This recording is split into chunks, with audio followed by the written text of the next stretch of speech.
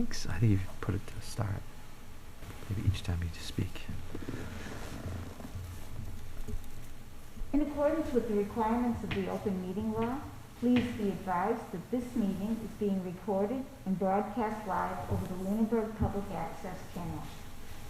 This meeting will be broadcast live to the local access cable channel and on the public access Facebook page, and will be found on the Lunenburg Access YouTube channel within 24 hours after the meeting. The agenda lists all the topics which may be discussed at the meeting and are those reasonably anticipated by the chair. Votes may be taken as a result of these discussions. Not all items listed may in fact be discussed, and other items not listed may also be brought up for discussion to the extent permitted by the open meeting law. The chair's report. My report is that it is my understanding that we had a very smooth opening to school, and I would like to thank everyone involved, from the teachers, from our administrators, to the bus drivers, to the parents, to the cafeteria workers, to the custodial staff, everyone that worked together to make our school opening a smooth one. Next is public comments for any items that are on the agenda. Don't press it. Okay, I wasn't sure. I'm not very good at high tech. Okay. So next is our public comment for any item that is on the agenda. If anyone would like to make a public comment. Seeing none, we have no minutes to approve this evening. We also have no line item transfers. So we will move on to the superintendent's report. Good evening, everyone. Opening day for our staff and our opening day for students went well.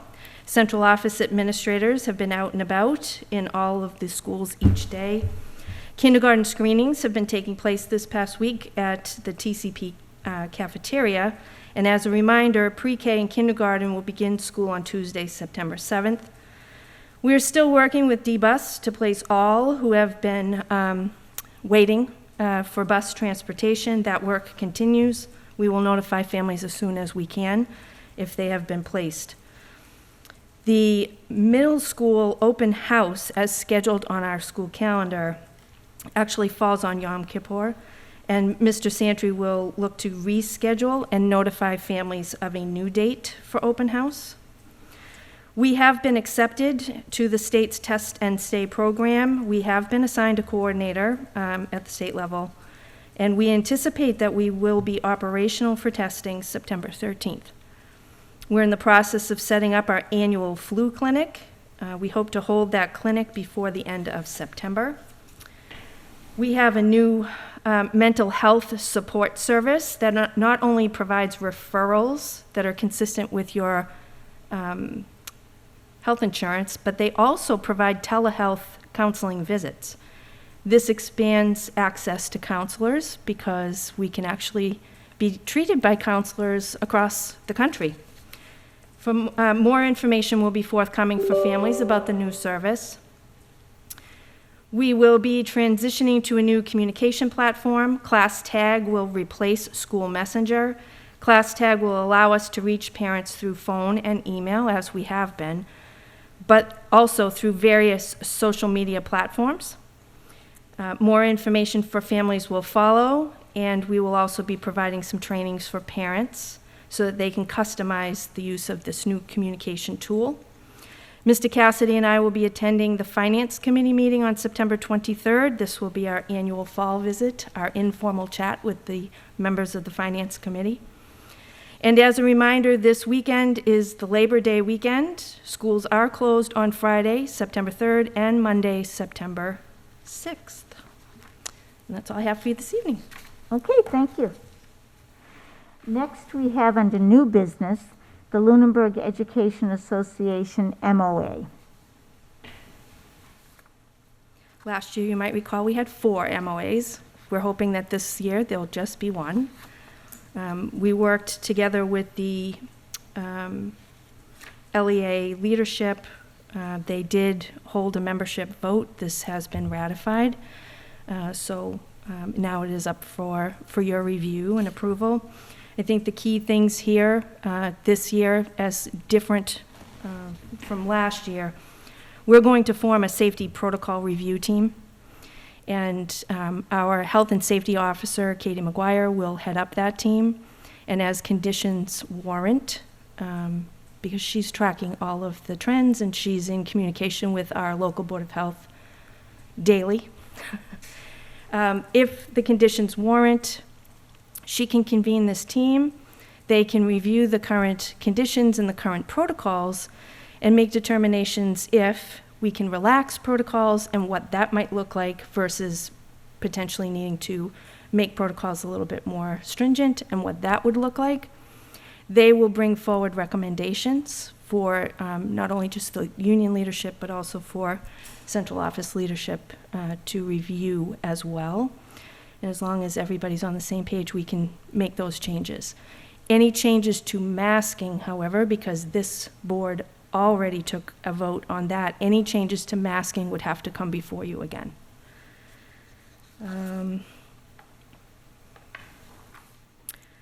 Largely, I think those are the two significant changes from last year's operation.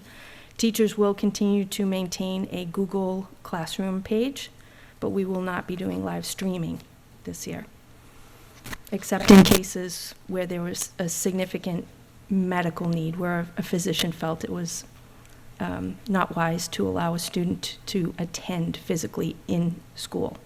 Then we would set that individual up for live streaming, but not for quarantining or short-term illnesses and such. That would be more of a long-term solution. If anybody has any questions? But I was going to ask, are there any questions of anyone? Then do we have a motion to approve the MOA? I'll make a motion to approve the Lunenburg Educational Association MOA. I'll second that motion. All those in favor? Aye. Opposed? Okay, that passed unanimously. And now we have permission to post. I'd invite Mr. Cassidy up to the microphone.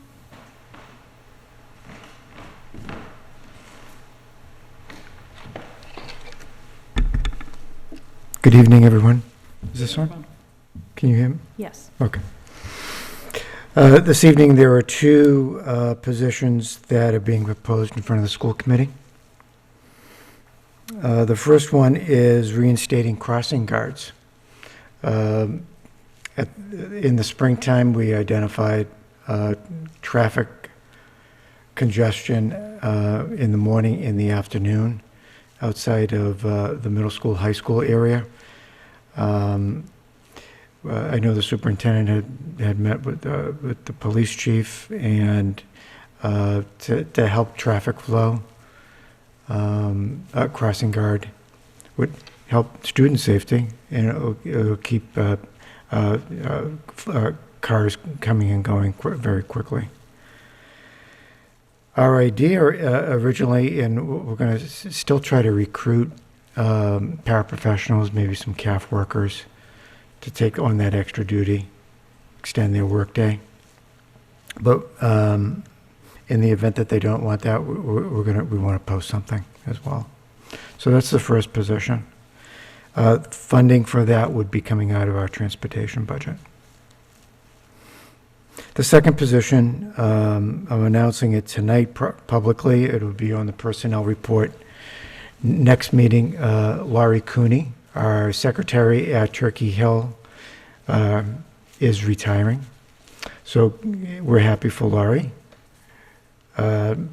We did hire a replacement. She's new. So we're looking to reinstate the office clerk position that was eliminated a few years ago.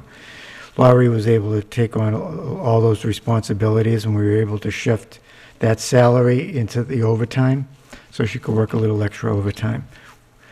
Well, we did that for a person. So we're trying to expand it. We're going to recreate the position. It's about 10 hours a week. The savings for that position will be reducing the overtime back to the original amount, and I'll talk about budget transfers later on in the meeting, and then the salary difference between the new hire and Laurie. So that'll fund that new position. So if you have any questions, I'd be happy to answer them. Does anyone have any questions for Mr. Cassidy? No, I'm really happy to see the crossing guard position. I think that's something that is very important. I'm glad to see the clerk as well, but I think the crossing guard is something that will make everybody's life a little easier. Yeah. So if there are no other questions, do I have a motion to accept these positions to post? I'll make a motion to accept the two positions to post brought before us by Mr. Cassidy. I'll second the motion. All those in favor? Aye. Aye. Opposed? Thank you. Okay. Thank you. And now the second reading of Policy 3201, Student Activity Account, and Policy 3203.01, Federal Funds Supplement, Not Supplant. I will make a motion to waive the second reading of the two policies. I'll second that motion. All right, and just for people who may not be aware, we generally waive the first and second readings of these policies. The policies are posted on our website if anyone would like to look at them to comment. Have there been any comments? There Dr. have Bennett? not. So they will be voted on at our next meeting and read in their entirety. So all those in favor of waiving those? Aye. Aye.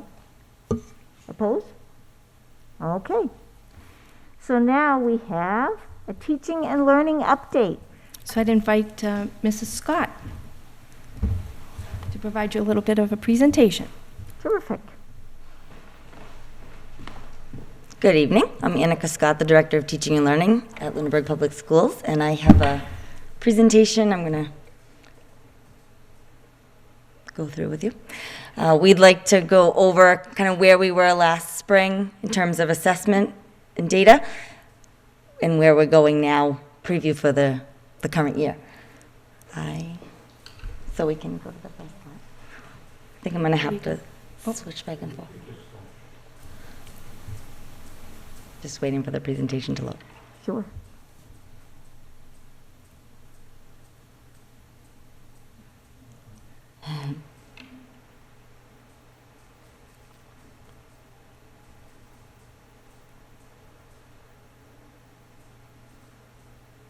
We can jump in and Did you switch? Okay, there we go. Yeah, I think it's going. All right, he's going to follow your lead, I think.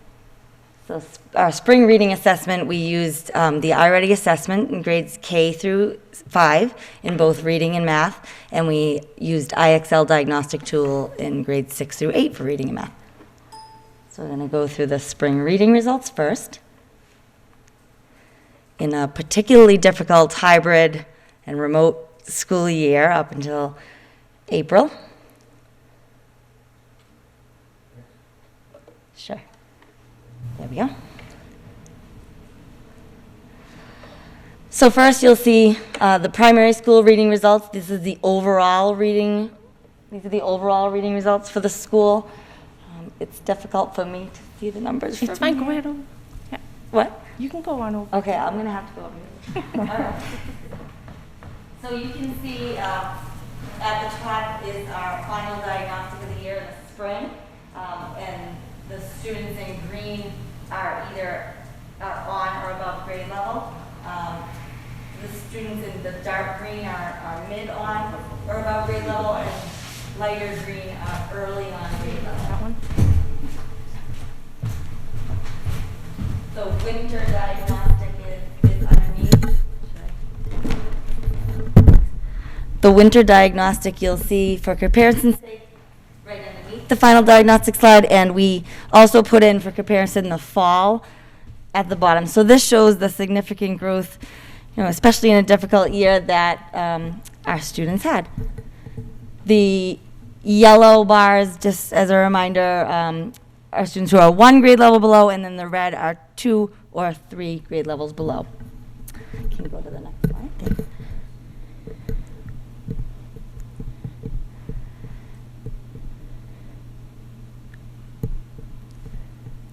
So next we broke down, this is the placement by domain, and again, the thicker bar is the final diagnostic of the year, and the one underneath shows what the scores looked like in the winter.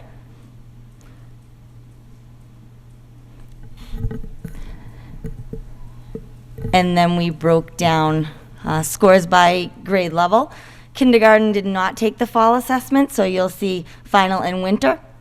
But grade 1, we put in the fall. I know the scales aren't exact, but you'll see the percentages on the right, so it shows students on or above, 1 grade level below. Actually, it's on or above, early on, 1 grade level below, 2 or more grade levels below, or 3 grade levels below. We can go to the next one. I can, we're here now since we're not done this. And then grade 2 for reading.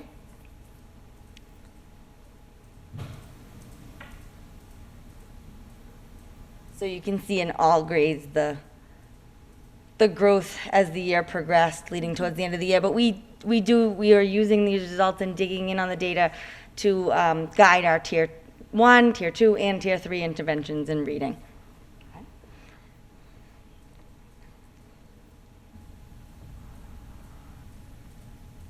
So this shows the annual growth by the whole school, and you'll see that it's 73% overall, and then the grade level breakdowns are below.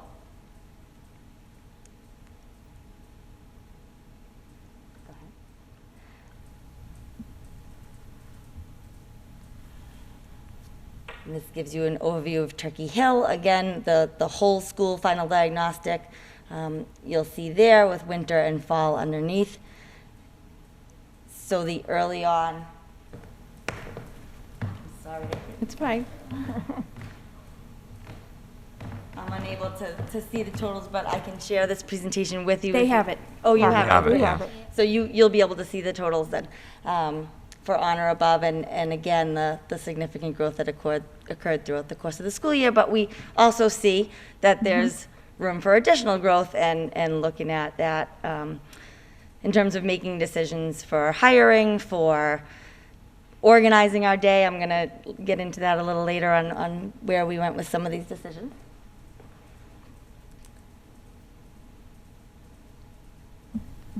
Next, you'll see the domain breakdown for Turkey Hill. This would be the final diagnostic with winter underneath. And then the grade level breakdown at Turkey Hill 3, 4, and 5.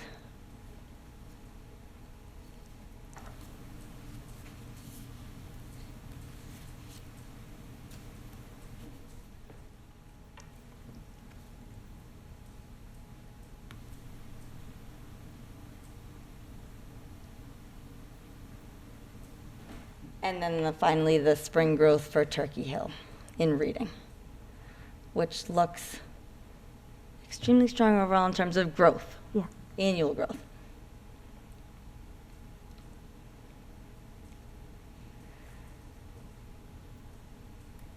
Okay. For Lunenburg Middle School, last year we were using IXL. I want to do that, putting onto the big screen. Hopefully you're seeing that on your screen. It's not Yes. visible here. But as I'm going to tell you later, we're moving towards the iReady assessment. You can see, based on the number of students assessed on the left of the spring results and on the right of the winter. So there as well, growth, but also room for improvement, room for us to make decisions moving forward. Go ahead. And then grade 8 on the next slide. Okay. In math, we provided you with the same breakdown.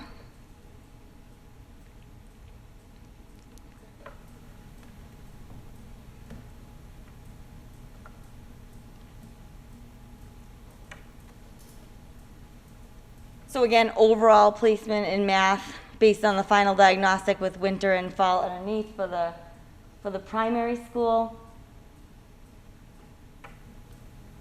And then for each grade level and the domains.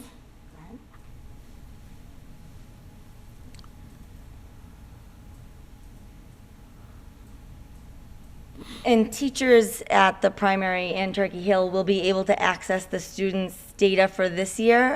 So the students they have in front of them this year, they'll be able to take a look at the data for those students from 2021 to start the year. And we're also going to give the fall benchmarks right away, starting on September 13th. So we have current data for the students who are sitting in front of the teachers. Grade 2.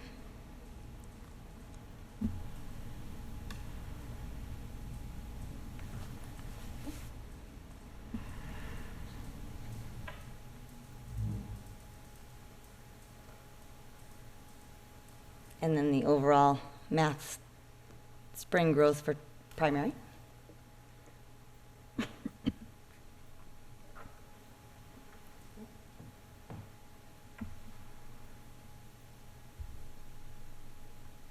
Turkey Hill math scores, final winter and fall.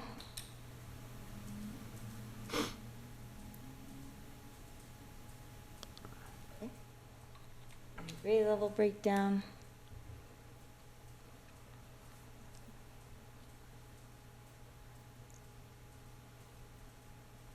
Okay.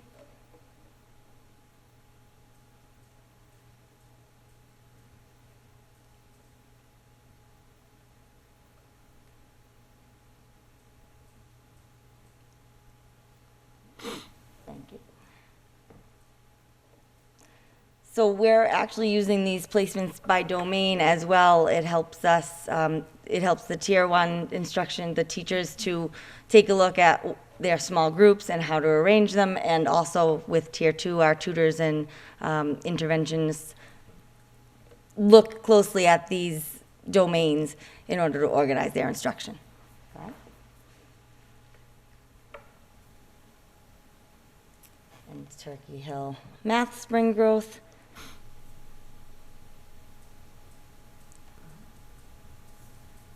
And then Lunenburg Middle School IXL data.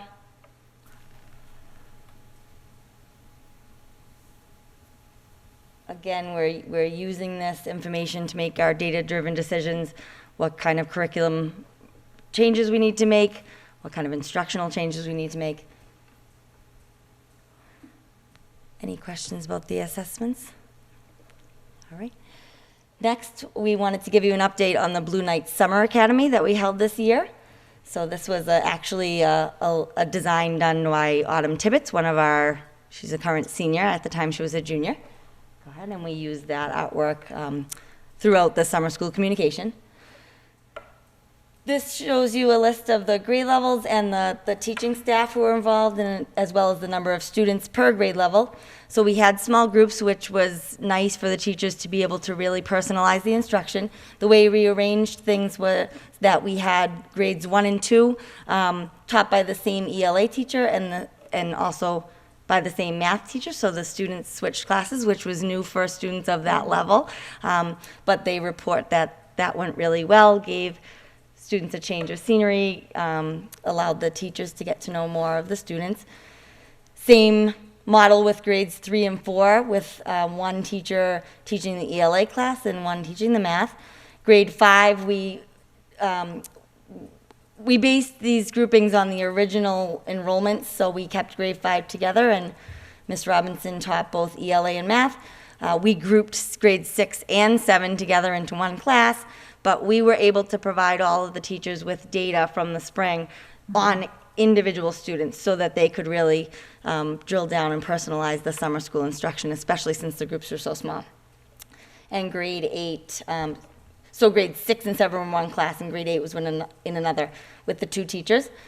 We offered our high school students credit recovery classes, and also allowed them to come in and work on any EduSeer classes they were taking in a structured environment.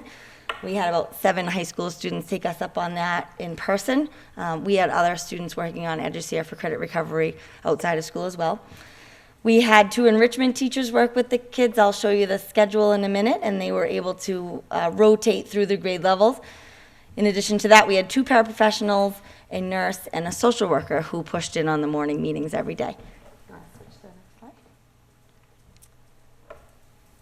The next slide shows you an example of the summer school schedule. So every grade level came in the morning and had a half an hour social emotional time for morning meeting. The teachers planned that, and as I said, the social worker pushed in on a rotating basis. I think she got to each grade level twice.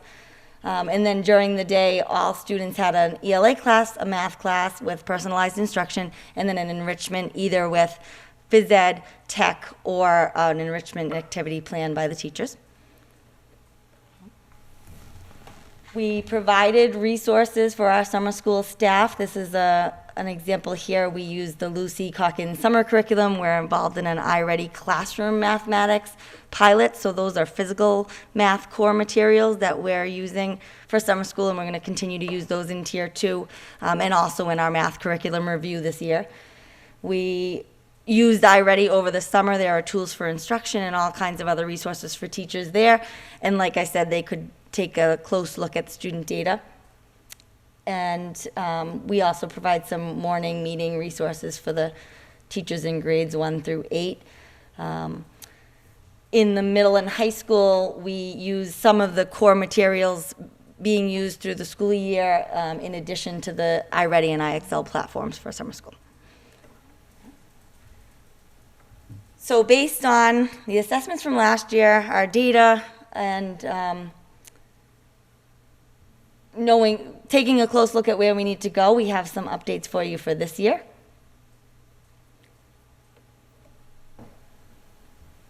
So first, and we presented this to all of the staff in all 4 buildings on the first day of school, we wanted to identify that we have curriculum leaders in the district now. We're really building that team.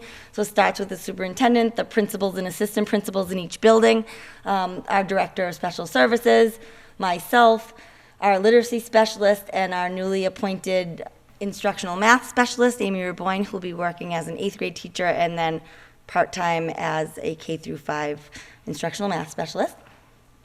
We also now have curriculum coordinators in place, and we formally introduced them to all of the staff.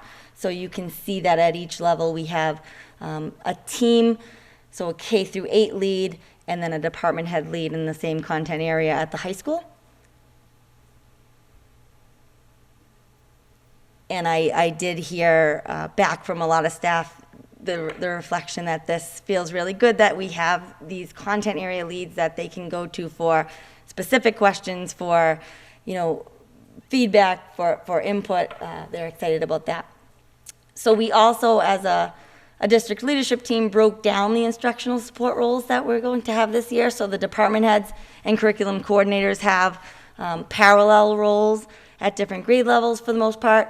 Our ELA and math specialists as well have parallel responsibilities, although they're both doing other work as well. And then we hired the intervention specialist, a full-time person at Turkey Hill and the primary, to work alongside the tutors on our Tier 2 interventions, which are going to start right away next week, and they're already planning for those based on our spring assessments. And then as soon as we get our fall data, we'll take another look at groups and another look at instruction there. We're also going to have what's called curriculum teams this year. So the second faculty meeting of every month, we'll have the teams meet. These meetings will be coordinated by the curriculum coordinators and department heads. K-5 teams will meet in the morning, and 6-8 and 9-12 will meet in the afternoon. And there'll be 1 or more grade level teachers as a part of the ELA, math, science, and social studies teams. So those teachers will be able to take part in the curriculum team work and then bring any information back to their grade level teams.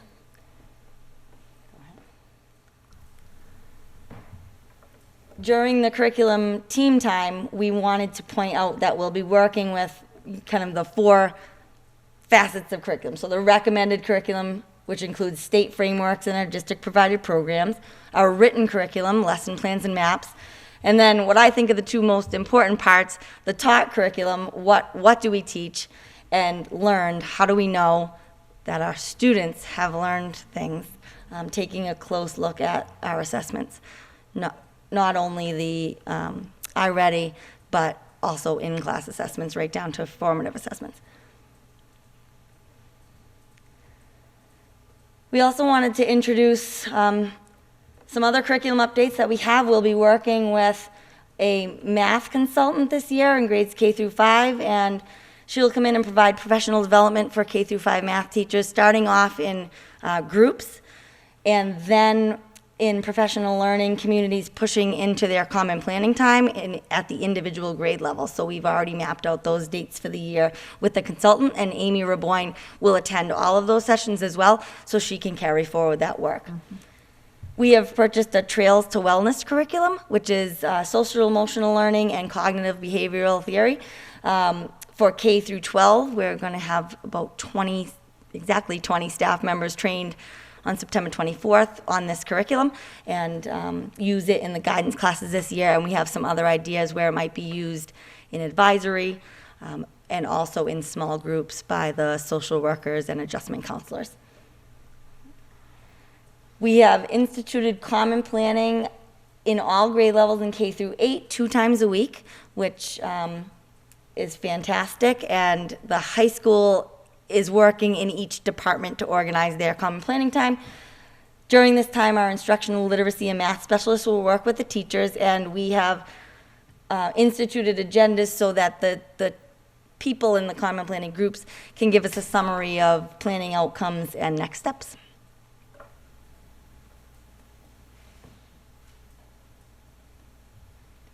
During common planning time, we have 4 areas of focus, and we'll provide some protocols for working with these. The areas include unpacking or developing units, analyzing data, looking at student work, and examining research articles. We also introduced an improvement cycle, Plan, Do, Study, Act, that we told staff they'll see more about in future communication. So what are we going to do? Letting the data lead us to focus areas and the research guide us to evidence-based actions. How do we do it? Implementing our plans with fidelity. What are the results? Progress monitoring, aggregating and disaggregating. And what changes are we going to make? Adjusting our plans based on finding and student and teacher needs, and scaling up our implementation. Again, we're going to continue to use iReady. We already were using the diagnostic last year in K through 5. We're going to add 6 through 8 this year. And we're also, we have the opportunity to use the personalized learning platform in reading and math. We're part of the accelerated learning grant through DESE, which is covering the math platform for this year, and we're also purchasing the reading platform in grades K through 5 and piloting that in grades 6 through 8. So all teachers will have access. We're starting with PD sessions next Tuesday for those teachers who are in their first year using the platform, and then an advanced session for those who are in their second. Also, we have these teacher leadership opportunities that will be available this year. We're part of a literacy academy through DESE, an SEL academy through DESE. Those academies will offer support for design of an MTSS system, and also provide us with professional development. They provide us with institutes that will be available for the teams and beyond, so we'll be able to invite other staff members in to attend, and in some cases use recordings for future professional development. We'll be taking a look at assessment data and planning for support in those teams. And finally, we're involved in a selecting and evaluating high-quality materials network through DESE as well. So we'll be looking for a team of math teachers at the K through 5 level to lead that work in reviewing curriculum materials, but we'll be under the structure of the department for that, and have meetings that we'll attend with them and then apart from them. So looking forward to that. Next week, we're going to send out these opportunities to our teachers. Any questions about that? Does anyone have any questions for Mrs. Scott? No, just thank you so much. That was so detailed, and it was You're actually really welcome. nice to see what the kids did over the summer. That was Yeah. great to see Yeah, the detailed. we had a great time. Yeah, good. I enjoyed the presentation. I thought it was very in-depth. I do like the added collaboration, the common planning time. I think that was great.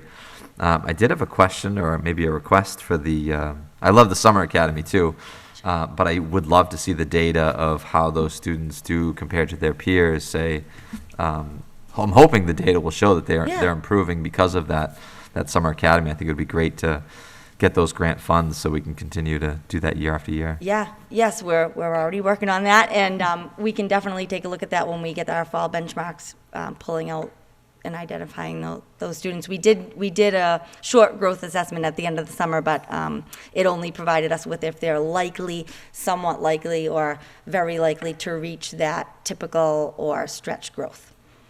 So, one measure. My only comment would be that I am so very impressed with how much work has been done in this area.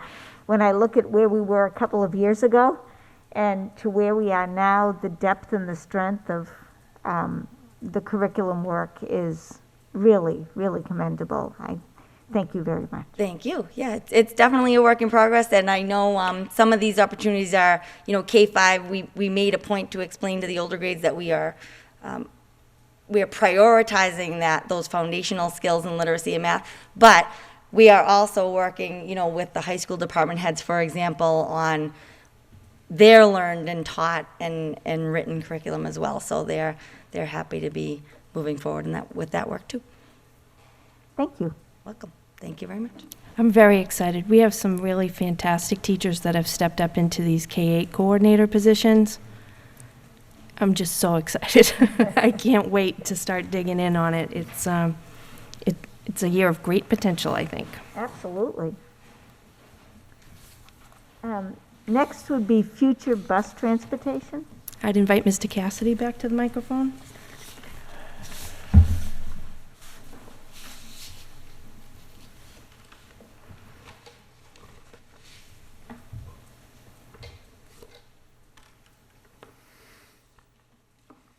So I would like to talk about our transportation contract with D-Bus.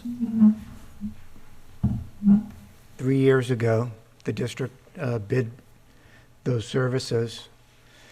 We were allowed to bid those services. It was a 3-year contract with 2 one-year options.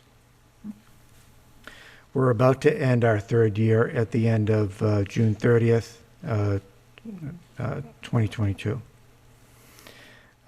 If it's the will of the committee to consider opting to that 4th year, it has to go on to the town meeting.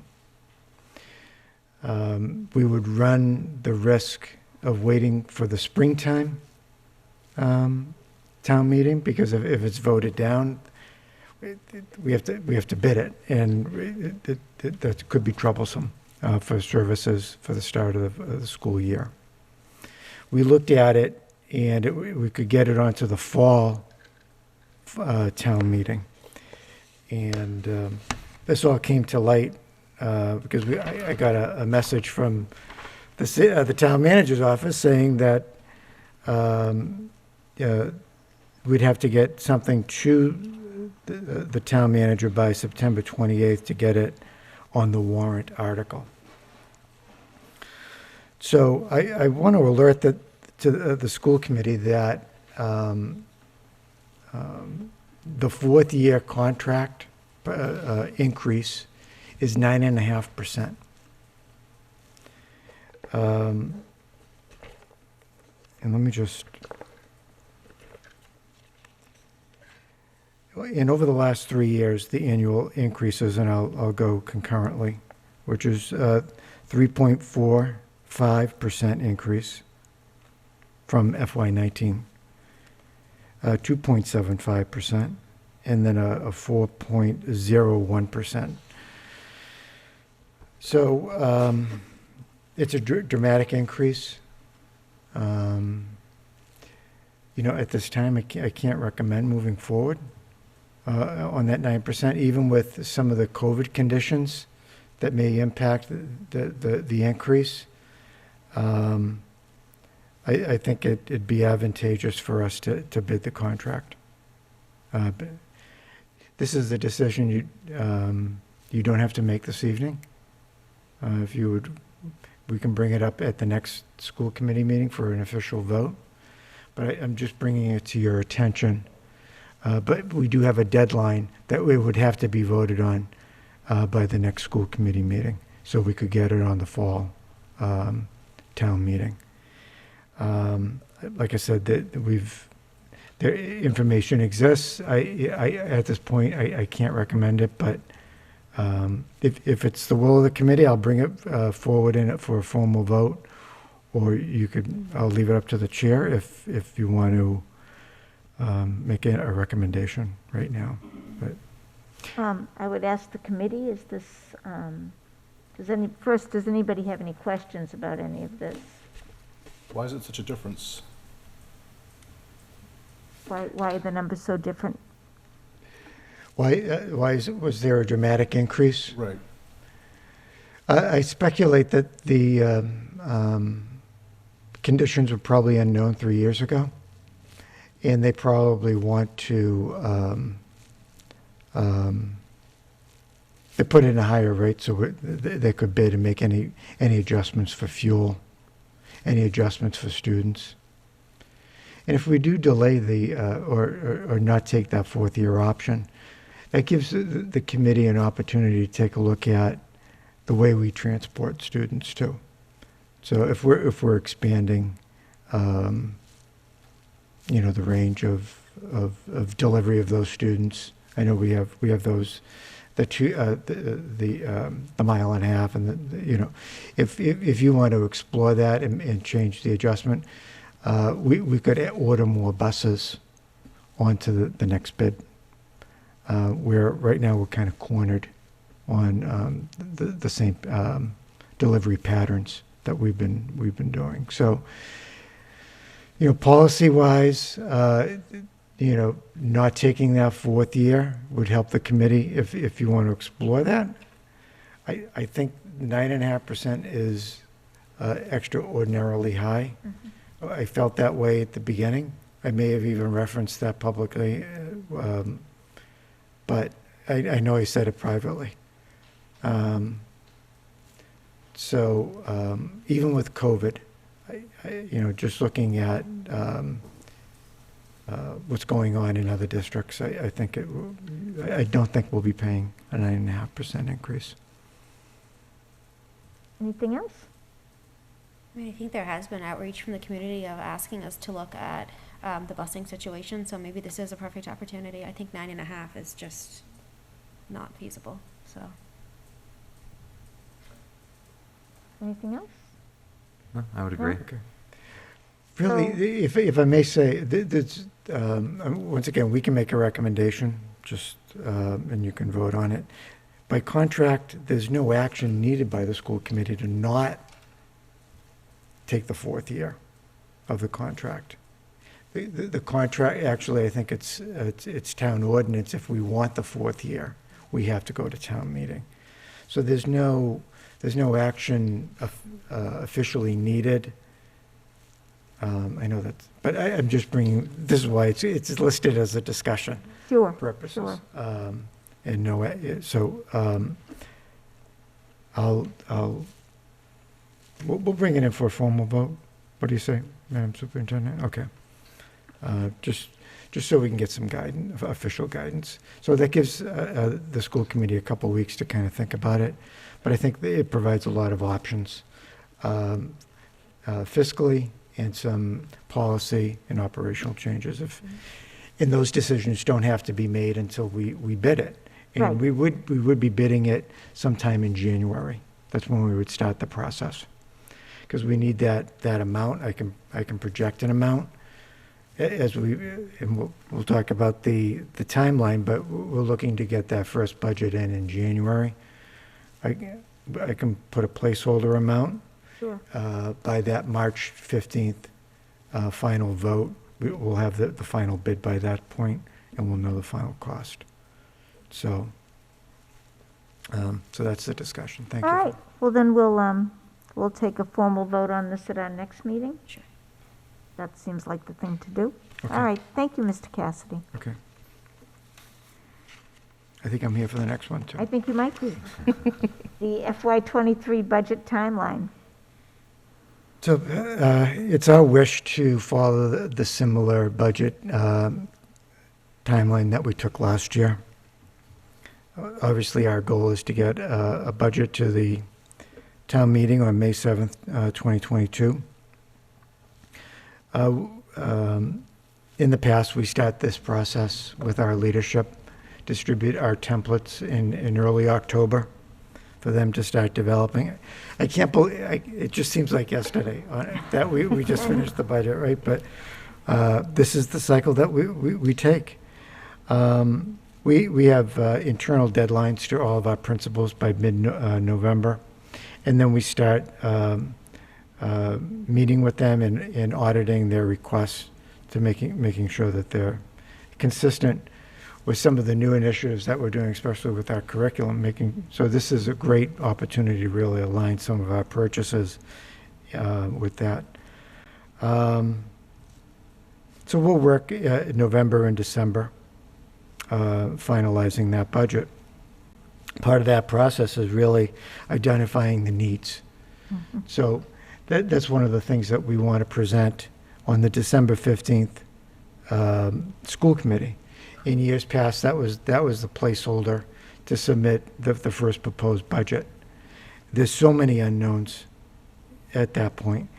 And I have to admit, we're proposing January 19th, 2022 to submit the first proposed budget.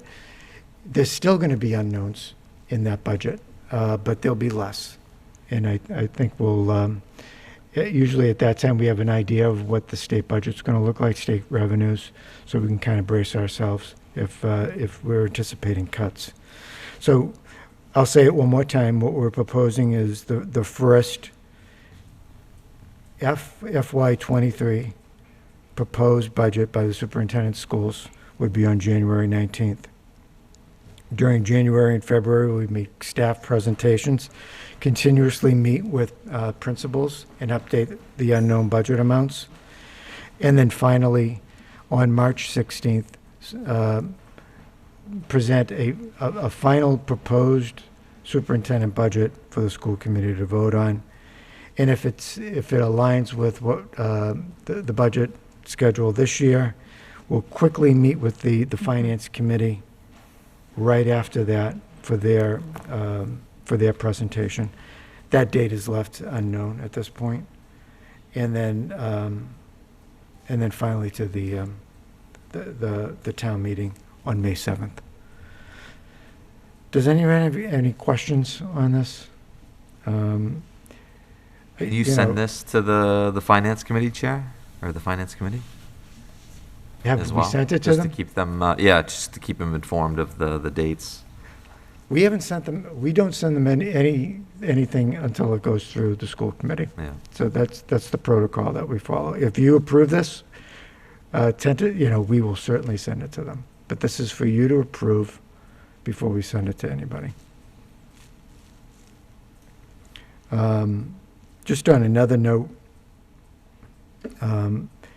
between January 19th and March 16th, I believe at every single school committee, there's little updates on the budget, those unknowns, if any concerns, anything that begins to get out of whack, or any good news. We are happy to share that with the school committee, just so there's no big surprises on the 16th.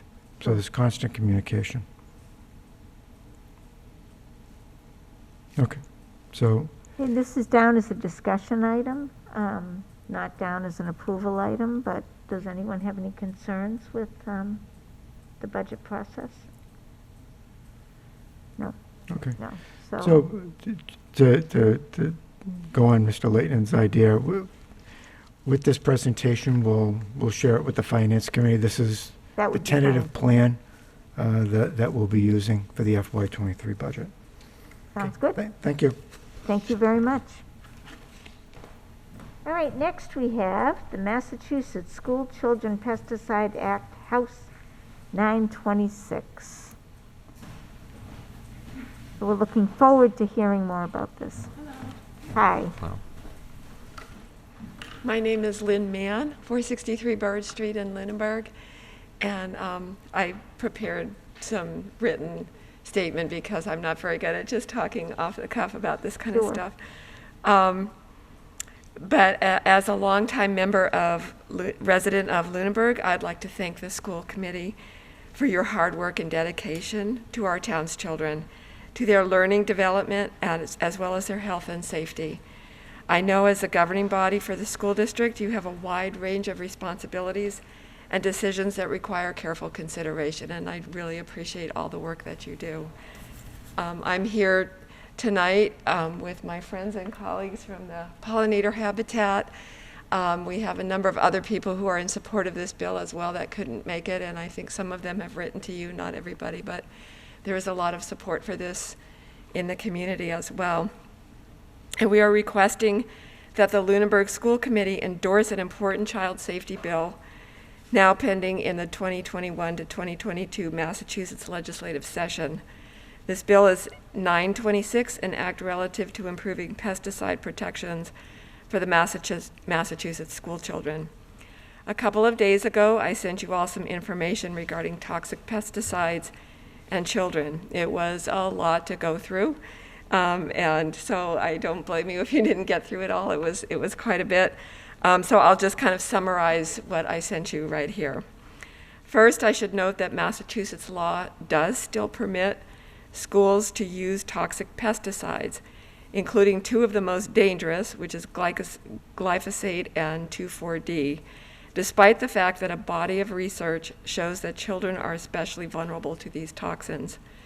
If you go to the Locate Your School's IPM plan, and that was the Integrated Pest Management Plan, that was among the resources that I sent, you can look up Lunenburg schools and you can look up each school in the district and look at their individual IPM plan. You'll see that Lunenburg Public Schools' current list of authorized pesticides includes 2,4-D and glyphosate, among a whole lot of others. And pesticides, of course, includes not just, it includes both insects and plant toxins. So children are especially vulnerable to toxic pesticides in their environment. They absorb more pesticides relative to their body weight than adults, and that has to do with the higher ratio of surface area to body mass that children have. Their organ systems are still developing and are less able to detoxify harmful chemicals. 9 years ago, in 2012, the American Academy of Pediatrics called for governments to reduce children's exposures to pesticides, writing that scientific evidence demonstrates associations between early life exposure to pesticides and pediatric cancers. It decreases cognitive function, and it can result in some children in behavioral problems. Under this proposal, the Bill 926, only pesticides considered minimum risk by the U.S. EPA, the Environmental Protection Agency, and those permitted for organic use will be allowed near schools, and this also includes child care centers in Massachusetts. H 926, an act relative to improving pesticide protections for Massachusetts school children, will protect children by restricting outdoor use of toxic pesticides near schools and child care centers, and allowing only pesticides in the EPA considers minimum risk. There is, or certified for organic land care. There is an exception in the case of a health emergency when school officials could apply for a waiver. So that would include something like, if we did have a mosquito-borne outbreak or something in the community, obviously that would be a public health emergency. Yellow jackets in a schoolyard or something like that pose an immediate threat to children would probably be an emergency. There are additional benefits to this bill as well. Over time, organic management costs less than using synthetic pesticides, because organically managed soil is a living structure that reduces watering needs, and it requires a lot less fertilization.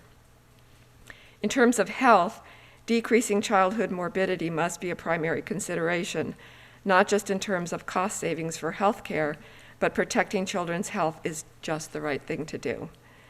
This type of management also benefits the climate. Organically managed soil stores more carbon from the atmosphere, and chemical pesticides and fertilizers are derived from fossil fuels, and their continued use is harming the planet. The notion of not using toxic pesticides is not new or weird.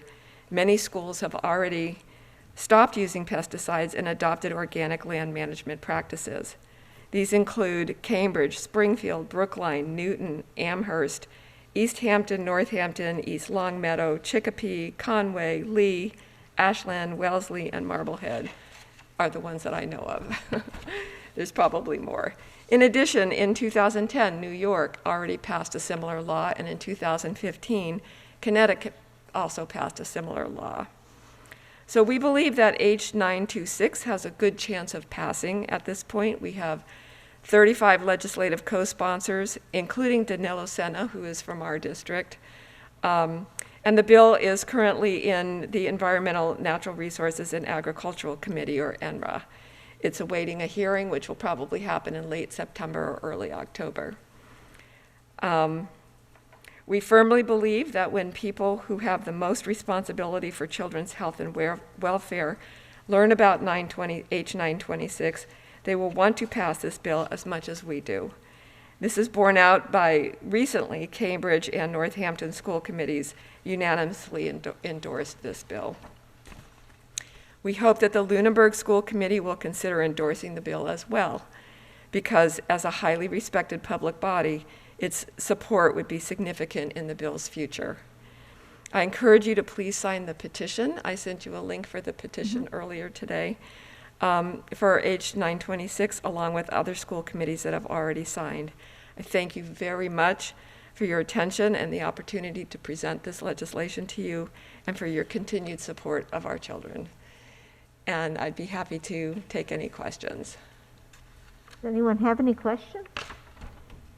Thank you so much for sending us along so much information. I'm sorry? Oh, sorry. Thank you so much for sending us along such thoughtful information. You sent quite a lot for us to think about. I did send a lot. I No, hope no, I that didn't was not a bad overwhelm thing. people. That's never a bad thing. Yeah, but that's kind of the main gist of everything. Obviously, if you want to take a deeper dive, there's materials there for you to do it. To do that with. I think what we had thought about was discussing tonight and then taking the vote at our next meeting. Okay. I think that's the plan. When is, It's probably going to have the hearing in ENRA sometime by the end of September or early October. because our next meeting will be the 15th. Oh, that should be So we're okay. probably fine on that date. Okay. Yeah, Okay. because we'd like to hear from our facilities department on what they do. And I'm surprised to hear that those very toxic materials are being used. And I'm curious as to Right. What it looked why like. that would be. What it looked like to me when I looked at the IPM plan I mostly just looked at the high school, and when I looked at the IPM plan, it looked like it's this is all contracted out. I don't know, we'll find out. We'll find out in a minute. Yeah, and so I think that like most of if that's the case, then obviously the training, it would be statewide, Sure. and the training would be, it would be equal across the state. There are a couple of things that people have asked about. I know that the Massachusetts, what is it called? Massachusetts Association of School Committees, Glenn Kuchar, was asking about, well, what are the downfalls? What are the, who would be opposed to this and why would they be opposed to it? And what we could think of is cost, obviously, first of all. It would be a little bit more expensive in the beginning to sort of onboard it, because you'd have to have new equipment and you'd have to have training and that type of thing. But as I pointed out in the notes here, over time, those costs would be recovered just in terms of the cost of using pesticides itself, not even thinking about the healthcare costs that, are associated with problems with kids, or the costs associated with any kind of cognitive dysfunction because of the pesticides on the grounds. The other issue that came up was sports, really, is everybody wants a pristine playing field, and people are worried that, well, if my playing field has crabgrass growing in it and the one over in Shirley or Harvard does not, that's going to be a problem. But, our answer to that really is that it's going to be the same everywhere, so everybody has to use the same, everybody will have to be using the same chemicals or the same organic chemicals or approved chemicals. And so the conditions of the turf would probably be similar across the state. Sure. And those were really the main issues that we thought of ahead of time. I don't know if you can think of anything off the top of your head that might be a problem, but great. Well, you know where to reach me. You have my email, Sure. so please reach out if you have any questions or anything. We certainly will, and we thank you very much for bringing this to our attention. Well, thank you very much for hearing it. We really appreciate it. Okay. Thank Thank you. you. Mr. Londa, do you have any light you can shed on this? John Londa, Director of Facilities. We've been under the current law since probably 2005, I believe. So we have our fully developed IPM plans. We use very little chemicals on school grounds. And that's partly because the current law is very, very restrictive. If we wanted to use a chemical on school grounds, in schools in session, we have to send notifications out to all parents for any school that was involved. Last time we did that was fall of 2019, and they were concerned for West Nile. And so we had been in touch, of course, with the Board of Public Health, with the Central Massachusetts Mosquito Control Project, with with our whole staff and all the principals. And so we did push that message out, made sure that, school grounds were not occupied during the pesticide application. When I looked at this new law that's being proposed, it essentially eliminates, from best I can tell, all the current products that Central Mass Mosquito Control Project currently uses. So I sent an email to Timothy McGinty, who is the Director of Operations at Central Mass Mosquito Control Project, asking him, what he sees as the impact of this. He was, he's just wrote back, said it's tough for him to say. I do know, said, all those products that they would use if they were treating for West Nile, those are all those listed in our outdoor IPM plans. And they provide us regular updates on what products they are using. As far as I can tell, this proposed legislation would eliminate those. Because I didn't really see anything that said they could be used anywhere. Right. So I just wanted to add, I just saw that it says, except in the case of a health emergency when school officials could apply for a waiver. So I don't know if that would fall under that category.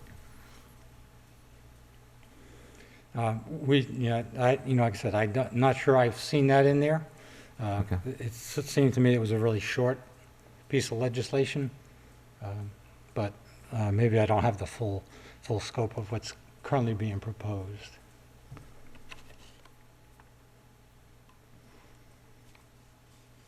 Any other questions?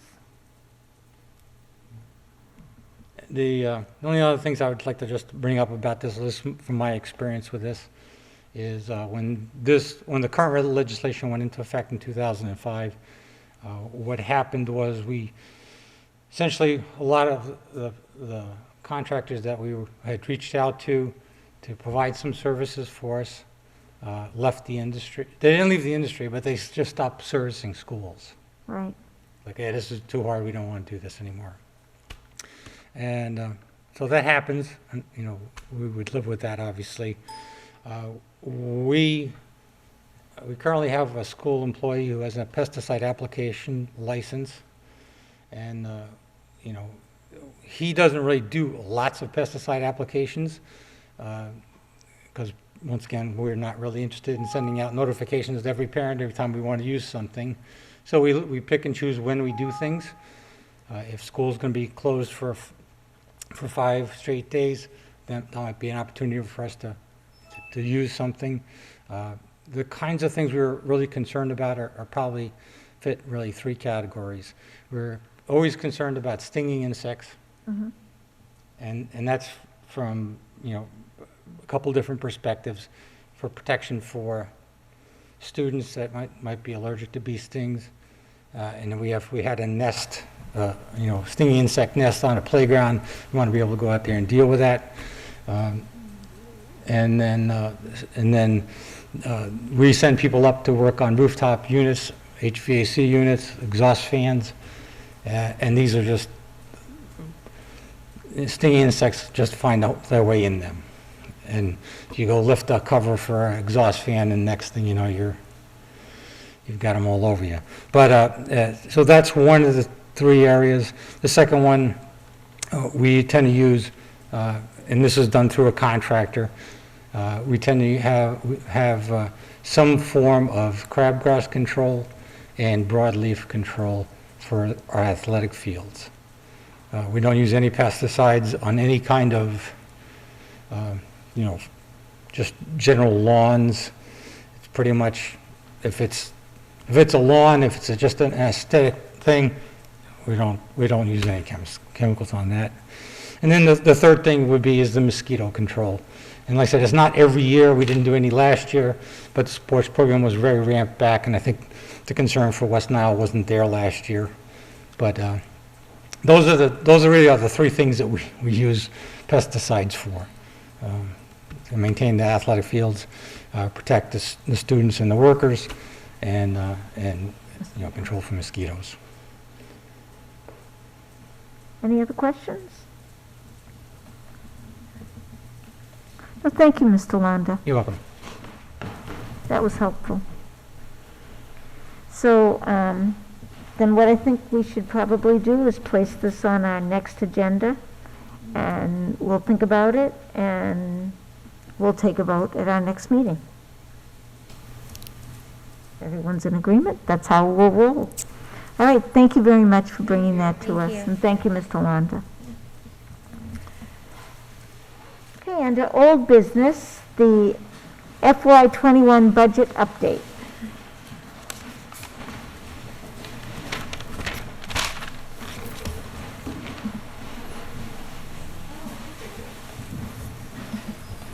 I provided a communication to the school committee tonight based upon a request from the Board of Selectmen regarding the account balance from FY21.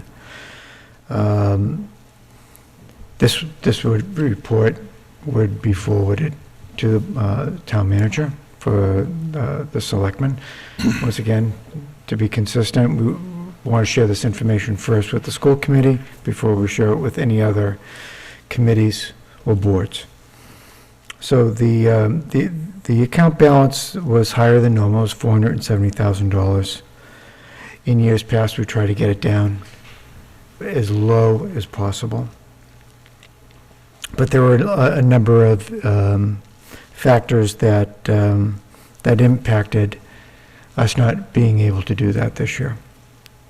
In the memorandum, it states, talking about new grants. A lot of those grants, we identified about $179,000 of the 6 grants that we got last year, COVID-related grants, that were applied to purchases that we had planned under the FY21 planning process. Many of those were computer equipment purchases, and then PPE. So that freed up some extra money in the local budget. The next area of impact were account surpluses. It was general transportation, special education. We had less days of transporting students. There was savings there in both groups, general ed and special ed. And we did hold some money aside just in case there was a last-minute request by those bus companies to retrieve that money, such as last year. Right. In addition, we had talked about having a surplus in health insurance, and we had originally at the beginning of the school year, we had forecasted about 108,000. It was actually 119,000 surplus. And that surplus was from, there was 1 month that Blue Cross Blue Shield provided a 50% reduction to the town and employees. I still think that that amount was $108, but with transitions of staff members, we gained another $8,000. Unemployment compensation was budgeted at about $75,000. We did some transfers out of that account. We were left with $24,000 left in that account. And then finally, circuit breaker. Out-of-district tuitions and how it corresponded with end-of-the-year transfer that of expenses from the local budget to the revolving account to make it compliant. And the compliance was that we cannot carry over more than what we receive from the state. This year, we got about $600,000 from the state for out-of-district tuitions. So we pay for, just so the committee knows, our students that go out of district are funded by the circuit breaker, and it's funded by the local budget. We cannot carry over more than the $600,000 from that. So we had to do a last-minute journal entry to transfer the money to make sure we weren't turning the money back. And to that point, the 6 grants that I identified earlier, it was spend it or lose it before June 30th. So that money, we didn't want to turn back. So typically, at the end of every school year, we do some last-minute purchases, and we did another purchase of $30,000 worth of computer equipment, and we do last-minute journal entries from any eligible revolving account expenses to the local budget, and we did that. We still had that balance at the end of the school year. So a lot of moving targets here. I think the big surprise that we're caught on was the circuit breaker budget amount.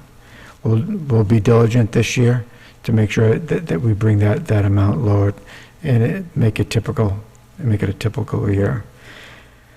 So the money goes back to the town. You know, we don't lose them. I mean, the school department can't use that money. It's a budget cycle, but the town gets the money back. They can reappropriate that to next year's budget. So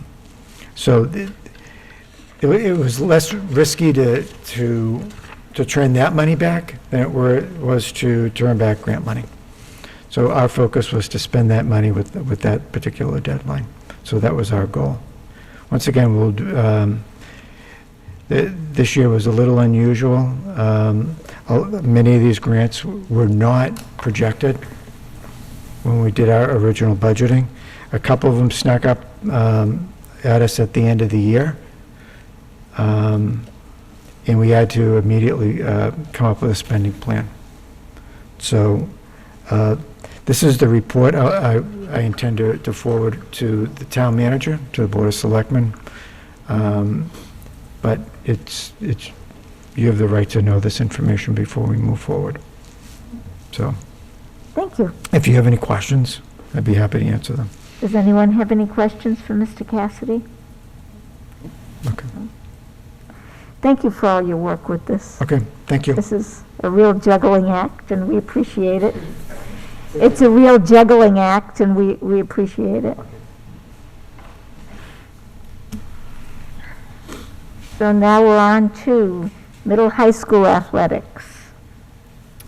So this was something that was brought forward and you voted at the last school committee meeting. I think, we've had one scenario that I think warrants some clarification.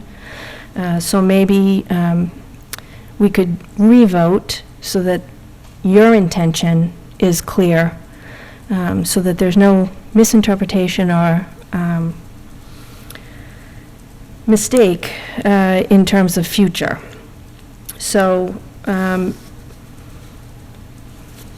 my recommendation, to be sure that we're clear for not only athletes but coaches, parents, that we vote no grade 6 students would be allowed to participate in tryouts or be assigned to a high school team.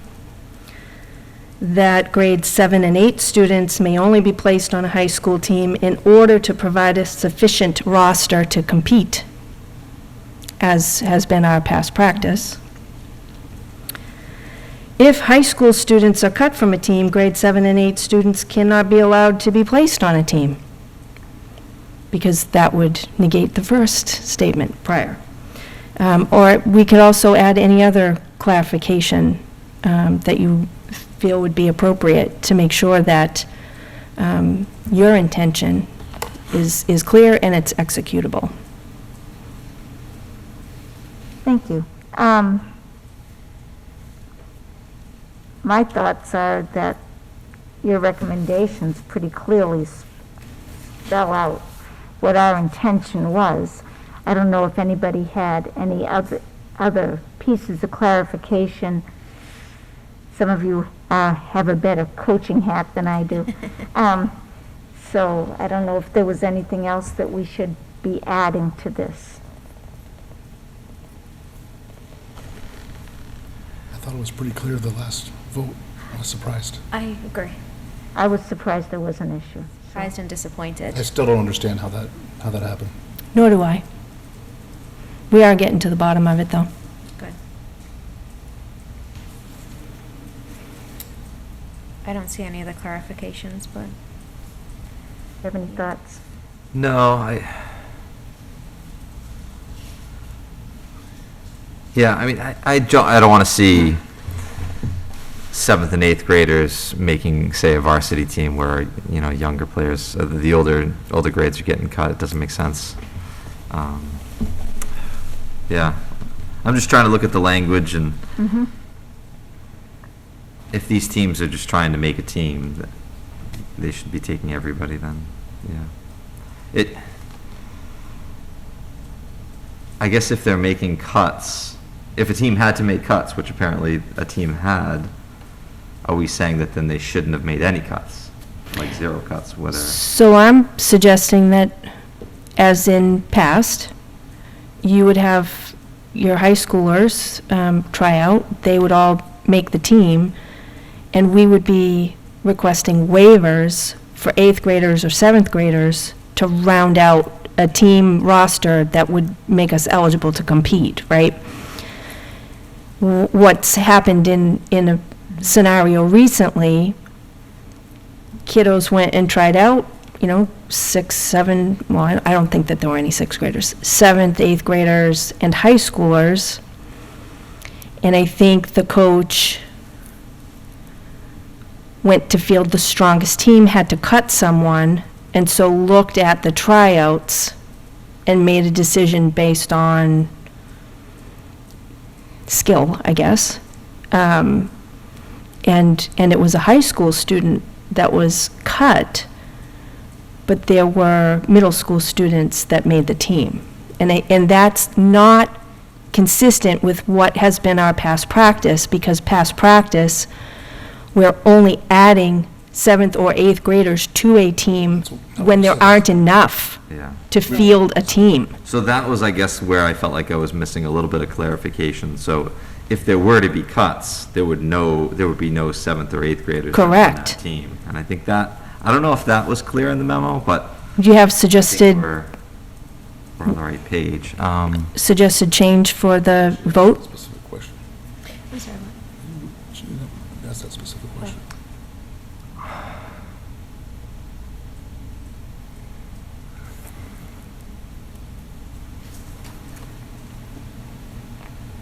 No, I think that third bullet highlights that, yeah.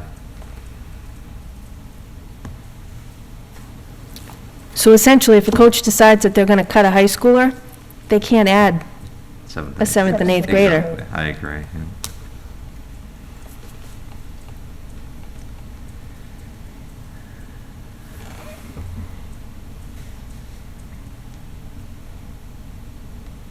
And while this wasn't spelled out quite in these terms, the vote that came before you, the recommendation that came before you at the last meeting was that we maintain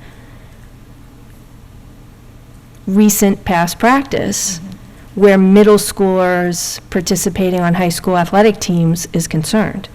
And they were only allowed to participate on a high school team if we did not have enough high schoolers to field a team.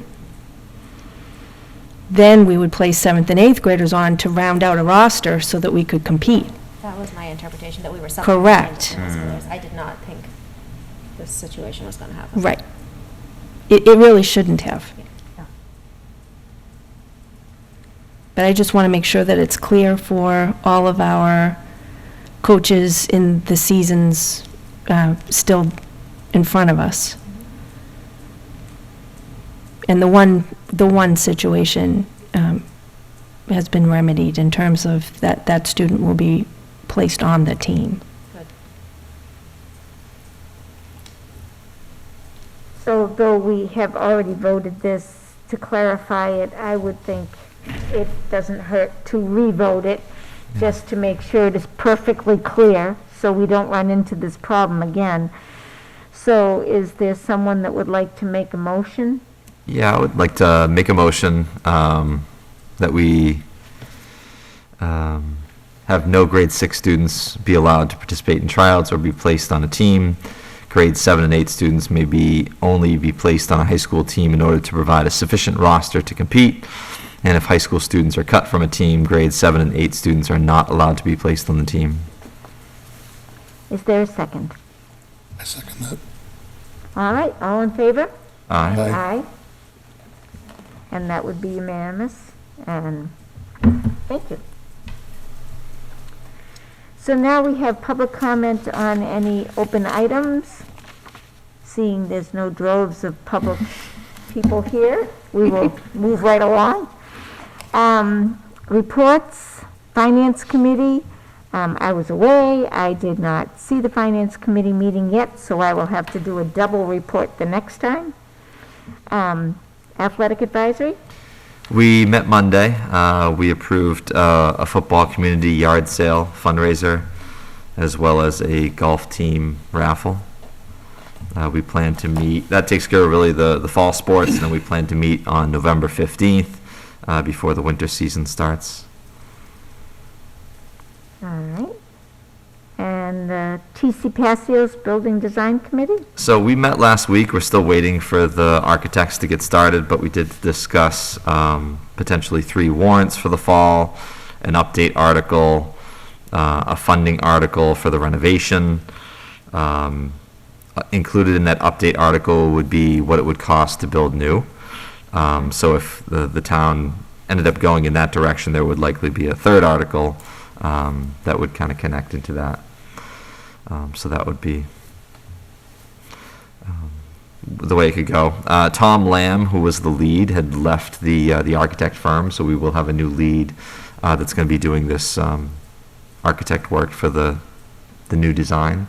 Again, it's more of an estimate. It's not going to be a full encompassing new building design, but at least it gives the town a number to compare it to for what a renovation would cost.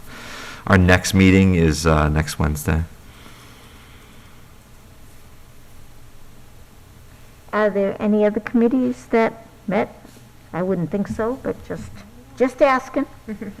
Okay. Does anyone have any topics for future discussion?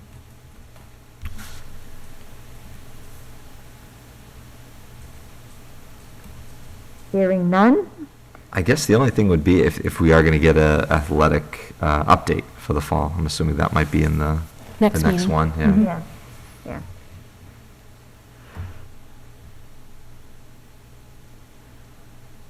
Okay, if there's nothing else, is there therefore a motion to adjourn? Make a motion to adjourn at 8:26 p.m. I'll second that motion. All in favor? Aye. And that is unanimous. Thank you very much.